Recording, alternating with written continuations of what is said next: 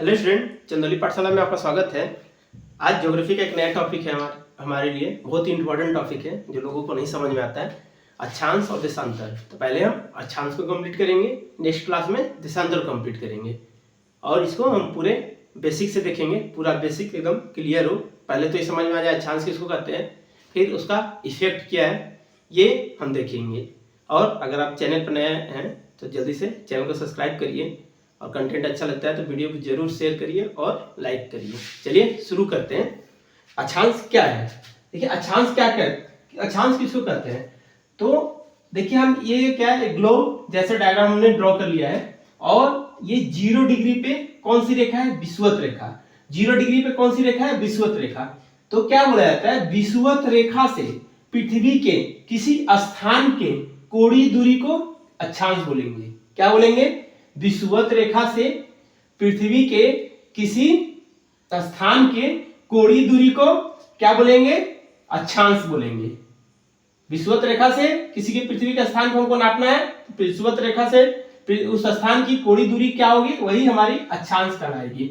और देखिए यहाँ पे क्या, ये विषुवत रेखा है, सबसे बड़ी रेखा क्या आ जाएगी? विषुवत रेखा जो 0 डिग्री पे स्थित है।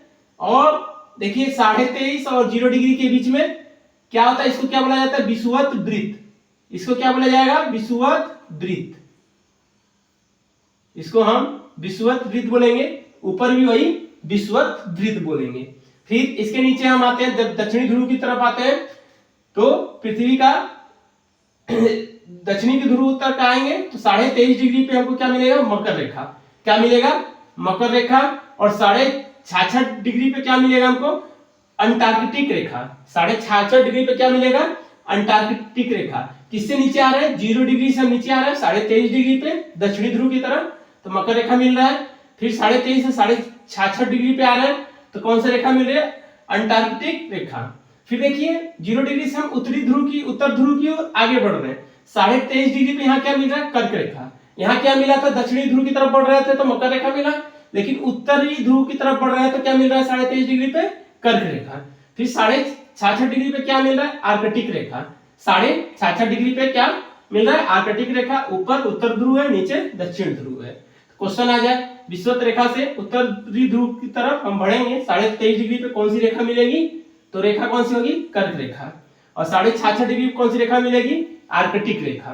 वैसे हम दक्षिणी ध्रुव की तरफ बढ़ेंगे, 23.5 डिग्री पे कौन सी रेखा मिलेगी? मकर रेखा। 66.5 डिग्री पे कौन सी रेखा मिलेगी? आर्कटिक रेखा। चलिए आगे देखते हैं। अभी हमने देखिए इसमें क्या है, विषुवत रेखा से उत्तर या दक्षिण की ओर किसी स्थान की कोणीय दूरी अक्षांश कहलाती है। विषुवत रेखा से उत्तर या दक्षिण की ओर किसी स्थान की कोणीय दूरी अक्षांश कहलाती है। वही हमने बताया, विषुवत रेखा से किसी स्थान की कोणीय दूरी को हम माप लेंगे तो वो क्या हो जाएगा? अक्षांश हो जाएगा, चाहे उत्तर हो या दक्षिण में हो। तो वही चीज लिखा हुआ है, ये हम पहले बोल समझा चुके आपको। फिर क्या? अक्षांश वह कोण है, यह अक्षांश क्या है? एक प्रकार का कोण है। अक्षांश क्या है? एक प्रकार का कोण है। अक्षांश वह कोण है जो विषुवत रेखा तथा किसी अन्य स्थान के बीच पृथ्वी के केंद्र पर बनती है। कहां बनेगी? अक्षांश का जो कोण है कहां बनेगी? पृथ्वी के केंद्र पर। किसके बीच बनती है? विषुवत रेखा और किसी स्थान के बीच में। विषुवत रेखा और किसी स्थान के बीच में जो कोण बनता है वह अक्षांश होता है। किसी विषुवत रेखा और किसी स्थान के बीच में जो कोण बनेगा वो क्या होगा? अक्षांश होगा। और अक्षांश कहां बनता है? पृथ्वी के केंद्र पर। कहां बनेगा? पृथ्वी के केंद्र पर। और क्या होगा? 0 डिग्री को विषुवत रेखा कहते हैं। 0 डिग्री को क्या कहते हैं? विषुवत रेखा, जो हमने बता दिया आपको। 0 डिग्री को क्या बोलेंगे? विषुवत रेखा बोलेंगे। फिर देखते हैं, विषुवत रेखा के उत्तर व दक्षिण स्थित सभी समांतर रेखाओं को क्रमशः उत्तरी व दक्षिणी अक्षांश कहते हैं। जो उत्तर दक्षिणी आएंगे, उत्तर की तरफ बढ़ रहे हैं 23.5 डिग्री, 66.5 डिग्री, ये सब क्या होंगे? आपस में समांतर होंगे। 23.5 डिग्री, 66.5 डिग्री क्या होगा? आपस में समांतर होगा।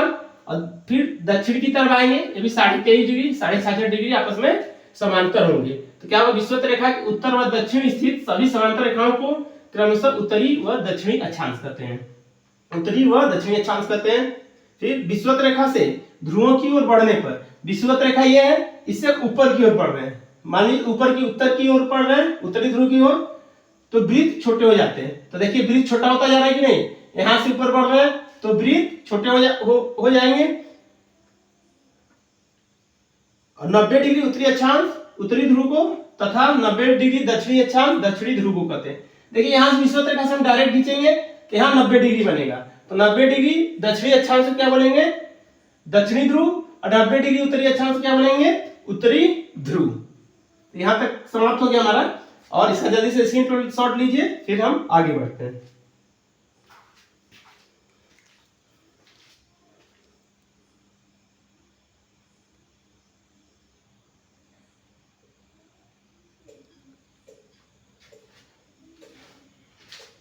चलिए स्टूडेंट आगे देखते हैं। आगे क्या है, विषुवत रेखा से 23.5 डिग्री उत्तर में कर्क रेखा है। विषुवत रेखा से 23.5 डिग्री उत्तर में कर्क रेखा है, जो मैंने पहले ही आपको बता दिया है। तो ये लाइन बहुत इंपॉर्टेंट है। 21 जून को सूर्य कर्क रेखा पर लंबवत चमकता है। कब? 21 जून को सूर्य कर्क रेखा पर लंबवत चमकता है, 21 जून को। फिर देखते हैं विषुवत रेखा से 66.5 डिग्री उत्तर की ओर की कोणीय दूरी आर्कटिक वृत्त के रूप में, विषुवत रेखा से 66.5 डिग्री उत्तर की कोणीय दूरी को आर्कटिक वृत्त कहते हैं। आर्कटिक वृत्त करने का मतलब क्या हो गया, 66.5 डिग्री उत्तरी बोल रहा है ना, ये जो भाग होगा ये क्या हो जाएगा, आर्कटिक वृत्त हो जाएगा। और 66.5 डिग्री पे क्या हो जाएगा, आर्कटिक रेखा हो जाएगी, और उसके नीचे का भाग आर्कटिक वृत्त हो जाएगा। आर्कटिक वृत्त में, और 66.5 डिग्री दक्षिणी की कोणीय दूरी आर्कटिक वृत्त के रूप में जानी जाती है। 66.5 डिग्री, तो नीचे आ जाते हैं, तो ये क्या भाग हो जाएगा,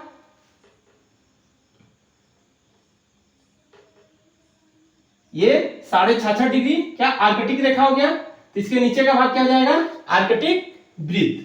66.5 डिग्री आर्कटिक रेखा हुआ, तो इसके नीचे का भाग आर्कटिक वृत्त के रूप में जाना जाता है, जो हम पहले ही बता चुके हैं। देखिए विषुवत रेखा है, विषुवत रेखा और मकर रेखा के बीच में क्या विषुवत वृत्त हो गया। फिर मकर रेखा और आर्कटिक रेखा के बीच में क्या हो गया, मकर रेखा वृत्त हो गया। और दक्षिणी ध्रुव और आर्कटिक के बीच, आर्कटिक रेखा के बीच में क्या हो जाएगा, आपका आर्कटिक वृत्त हो जाएगा। विषुवत रेखा और मकर रेखा के बीच में विषुवत वृत्त, मकर रेखा आर्कटिक रेखा के बीच में मकर रेखा वृत्त, आर्कटिक और दक्षिणी ध्रुव के बीच में आर्कटिक रेखा वृत्त। फिर देखते हैं पृथ्वी को विभिन्न ताप कटिबंध में बांटा गया है। मुख्य रूप से 3 प्रकार के ताप कटिबंध में बांटा गया है। पहला देखते हैं उष्ण कटिबंध। ये कौन सा क्षेत्र है, कर्क रेखा तथा मकर रेखा के बीच के क्षेत्र। कर्क रेखा क्या है, यहाँ पे 23.5 डिग्री, और मकर रेखा 23.5 डिग्री, ये क्या है, कर्क रेखा। और मकर रेखा कौन सा है, ये। तो ये जो पूरा क्षेत्र हो जाएगा, इसको हम क्या बोलेंगे, ये जो क्षेत्र है हमारा, इसको क्या बोलेंगे, उष्ण कटिबंध। उष्ण कटिबंध तो क्या बोल सकते हैं, 23.5 डिग्री उत्तर मकर रेखा कर्क रेखा और 23.5 डिग्री दक्षिणी मकर रेखा के बीच के क्षेत्र को क्या बोलेंगे, उष्ण कटिबंध। और इस पे सूर्य की रोशनी सबसे ज्यादा पड़ती है, इसलिए यह क्षेत्र सबसे अधिक गर्म होता है और सबसे ज्यादा ताप प्रदान प्राप्त करता है। क्षेत्र क्या हो गया, ये मकर रेखा है और यहाँ पे कर्क रेखा, इस दोनों के बीच का जो क्षेत्र है इसको क्या बोलेंगे, उष्ण कटिबंध। इसका स्क्रीनशॉट लीजिए, फिर हम आगे बढ़ते हैं।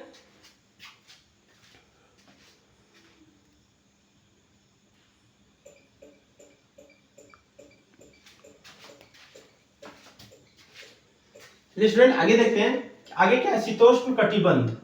शीतोष्ण कटिबंध ये कहां से कहां तक होता है, उत्तरी गोलार्ध में कर्क रेखा तथा आर्कटिक वृत्त। उत्तरी गोलार्ध में क्या है, कर्क रेखा। कर्क रेखा कौन सा, ये। और आर्कटिक वृत्त क्या है, आर्कटिक रेखा कौन सा है, 66.5 डिग्री ये दिख रहा है, ये क्या आर्कटिक रेखा है। तो इनके बीच के क्षेत्र को हम क्या बोलेंगे, शीतोष्ण कटिबंध। इनके बीच के क्षेत्र को हम क्या बोलेंगे, शीतोष्ण कटिबंध। तो कौन सा क्षेत्र बोल रहे हैं, ये वाला क्षेत्र क्या हो गया, शीतोष्ण कटिबंध।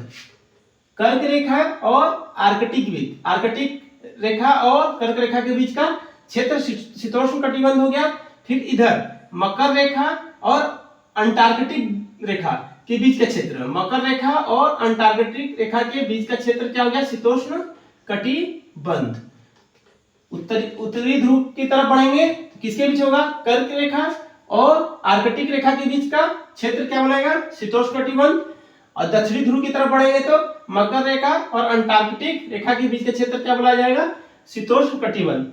यहाँ सूर्य लंबवत नहीं चमकता, तिरछा चमकता है, इसलिए यहाँ का तापमान क्या होता है, सामान्य रहता है। तापमान क्या रहता है, सामान्य रहता है, क्योंकि सूर्य लंबवत नहीं चमकता, तिरछा चमकता है। और अगला देखते हैं शीत कटिबंध। शीत कटिबंध में क्या है, जो हमारा आर्कटिक रेखा है, आर्कटिक रेखा और उत्तरी ध्रुव के बीच के क्षेत्र को हम क्या बोलेंगे, शीत कटिबंध। आर्कटिक रेखा और उत्तरी ध्रुव के क्षेत्र को क्या बोलेंगे, शीत कटिबंध। तो ये कौन सा क्षेत्र हो गया, आर्कटिक रेखा, उत्तरी ध्रुव का क्षेत्र ये हो गया, ये क्या हो गया हमारा शीत कटिबंध। इधर भी देखिए ये आर्कटिक रेखा, ये ध्रुव का अंतिम लाइन है, तो ये क्या हो गया, इधर अंटार्कटिक रेखा और दक्षिणी ध्रुव के बीच के क्षेत्र क्या हो गया, शीत कटिबंध। फिर से देखते हैं, हमारा आर्कटिक रेखा और दक्षिणी ध्रुव उत्तरी ध्रुव के बीच के क्षेत्र को क्या बोलेंगे, शीत कटिबंध। दक्षिणी ध्रुव की तरफ बढ़ेंगे तो दक्षिण ध्रुव और आर्कटिक रेखा के बीच के क्षेत्र को क्या बोलेंगे, शीत कटिबंध। यहाँ पे सूर्य नहीं के बराबर चमकता है, बहुत ही नॉर्मल सूर्य की रोशनी पहुंचती है, इसलिए यहाँ पे ठंड बहुत कम होती है, ठंड बहुत ज्यादा होती है, यहाँ का टेम्परेचर हमेशा कम रहता है।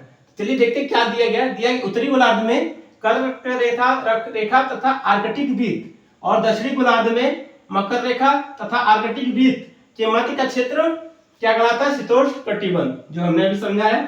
यहाँ पर तापमान साधारण रहता है, क्योंकि सूर्य लंबवत नहीं चमकता। फिर देखते हैं शीत कटिबंध। उत्तरी गोलार्ध में आर्कटिक वृत्त से उत्तरी ध्रुव व दक्षिणी गोलार्ध में आर्कटिक वृत्त से दक्षिणी ध्रुव के मध्य का क्षेत्र शीत कटिबंध के रूप में है, वो हमने समझा दिया। क्या, उत्तरी गोलार्ध आर्कटिक रेखा और उत्तरी गोलार्ध के बीच के क्षेत्र को क्या बोल रहे हैं, शीत कटिबंध। और नीचे दक्षिणी ध्रुव और अंटार्कटिक रेखा के बीच के क्षेत्र को क्या बोल रहे हैं, शीत कटिबंध। यहाँ सूर्य नहीं के बराबर चमकता है, इसलिए यहाँ का तापमान बहुत कम होता है।